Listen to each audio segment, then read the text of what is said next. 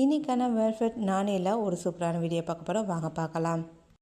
Vernal hanging அப்படின்னு சொல்லக்கூடிய ஒரு கிளி தான். தமிழில் இது குட்டை கிளி அப்படின்னு சொல்லுவாங்க.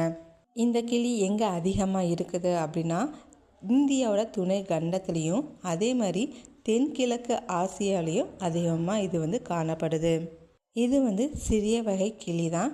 இது மோஸ்ட்லி சாப்பிடும்போது தூங்கும்போது வவ்வால் மாதிரி தொங்கிட்டு, அதாவது மரத்தில் தொங்கிக்கிட்டே தான் தூங்குறது, சாப்பிட்றது, இந்த மாதிரி தான் பண்ணும்.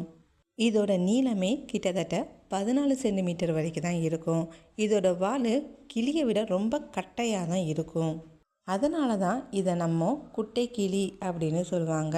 இது முக்கியமாக காடுகளையும் வயல்களையும் ரொம்ப இருக்கும். மோஸ்ட்லி காடுகளை தான் அதிகமாக வாழக்கூடியதாக இருக்குது. இது என்னெல்லாம் சாப்பிடும் அப்படின்னா சின்ன சின்ன பூச்சிகள், பழங்கள், பூக்கள், விதைகள், மொட்டுக்கள், தேன், இந்த மாதிரி சாப்பிடக்கூடியதாக இருக்குது. இது எங்கெல்லாம் தங்கும் அப்படின்னா ஏதாவது ஒரு பறவை கைவிடப்பட்ட ஒரு கூடு இருக்குல்ல, மரத்தோட பொந்து அந்த மாதிரி தான் இருந்துச்சு அப்படின்னா இது அதுவாக போய் படுத்துக்கும். இதுவாக எந்த பொந்து கூடு எதுவுமே கட்டாது. மற்ற பறவைகளோட கூடுகளை மட்டும்தான் இது யூஸ் பண்ணுறதா இருக்குது. இந்த குட்டை கிளியை பற்றி நீங்கள் இப்போ தான் தெரிஞ்சுக்கிட்டீங்க அப்படின்னா எனக்கு கமெண்ட் பண்ணுங்கள். மறக்காமல் சப்ஸ்கிரைப் பண்ணிட்டு போங்க. நான் இப்போ தான் தெரிஞ்சுக்கிட்டேன்.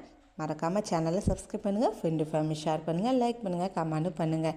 இதை பற்றினா உங்களுக்கு தெரிஞ்சிச்சு, ஏதாச்சும் இன்ஃபர்மேஷன் தெரிஞ்சிச்சு அப்படின்னா கமெண்ட்டும் பண்ணுங்கள். தேங்க்யூ.